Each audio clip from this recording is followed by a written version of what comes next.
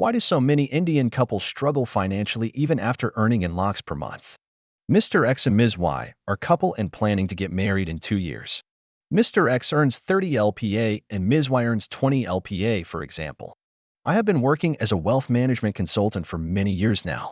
I come across at least 5 to 10 new faces every day, as I have to mostly give a final verdict in all deals that happen under our roof. I am also called a very good observer by my close people, and I try to understand certain human behavior and psychology. Taking this ideal couple 50 LPA income at such young stage, here are the reasons I think why many Indian couples struggle financially even after earning in lakhs per month. Buying houses too early. Mr. X has lived away from his native place mostly and have a feeling of buying his own house as soon as he starts earning. Mr. X is the most common example who come to us for their first house purchase. He is a first-time buyer who have a feeling of showing the world around him that he is doing good in life, and what can be better than buying a house to prove it? Also, he has to ask the hands of Ms. Y from his father, and how could he even be in the competition if he doesn't have a house of his own? But Mr. X forgets these basic factors about money management. When you buy a house on a home loan, you tend to buy something which is beyond your capabilities. Most of times, couples put close to 40 to 50% of their income, whatever their banks and credit scores allow, into home loan EMI and start struggling the moment they are introduced to new kind of other expenses in life they have not factored earlier. For example, for a good 2 BHK house in Noida Extension, you need to spend roughly 65 to 70 lakhs, whereas for a 3 BHK, the cost would be a minimum of 1 crore in a good society, not luxury, as of 2023. You need 10 to 20% of the value upfront as DP to apply a home loan for the rest 80% of the cost, which again shows that to buy a house worth 1 crore, you need a saving of 20 lakh. Now the first 20 lakh you manage somehow living in hostels and saving everywhere you could. But when it comes to paying the loan amount for the remaining 80 lakh, the EMI would be 80K a month at 10.5% rate of interest, current ROI of SBI.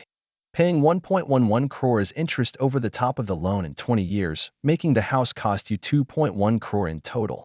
Now understand the scenario. You bought the house for your comfort and utilization, but now the house is consuming you more than you're consuming it. Anyways, Mr. X ignores it, and in order to prove himself, he purchases something which would eat all his income in the coming years. Buying luxury cars on loan. Mr. X traveled through auto and metro all his college life, but now he's placed into a well-paying MNC. His standard of living has improved, and now he feels an urge of buying a car, because Mr. X is planning his marriage and a car is now a basic necessity. Cool. That's not the problem. The problem is all the friends of Mr. X bought cars worth 15 lakh. Now to prove that Mr. X has arrived in life, he would forget the basic necessity of having a car and would now look for a luxury segment SUV with open roof and loaded of features that are not even required. Now the budget goes to 25 lakh. But no problem.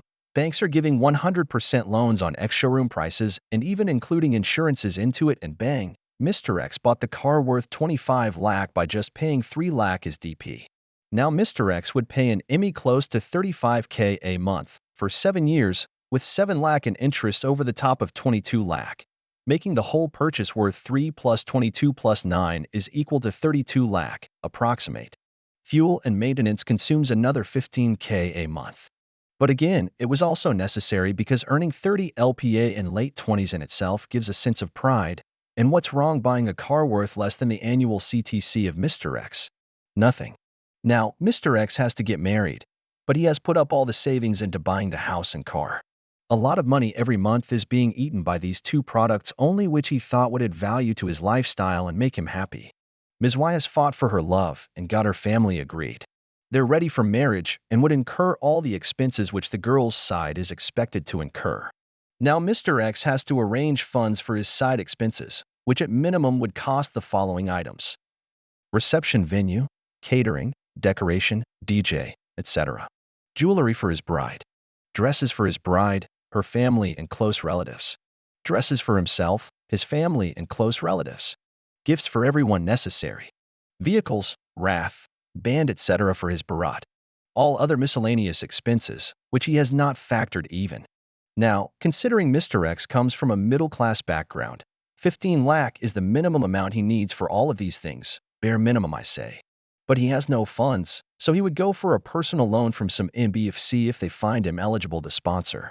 15 lakh for 5 years, 15% rate of interest translates to 35K a month EMI.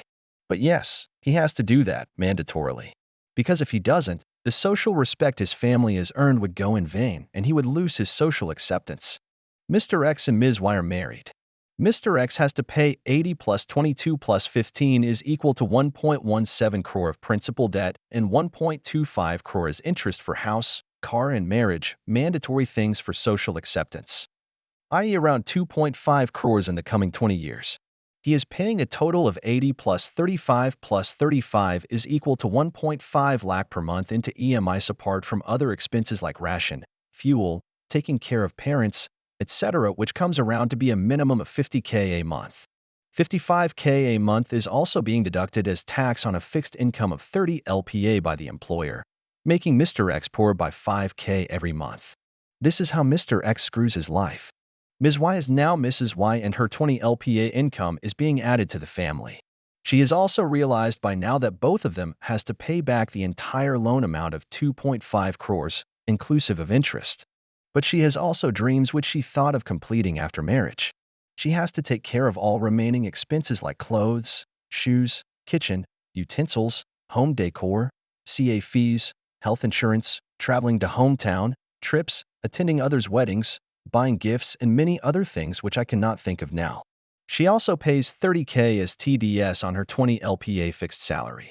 Now both of them are under pressure of having a baby and all set to pay their 3 to 4 lakh tuition fees as they're earning 50 LPA, and why should his children not attend best of the schools in town?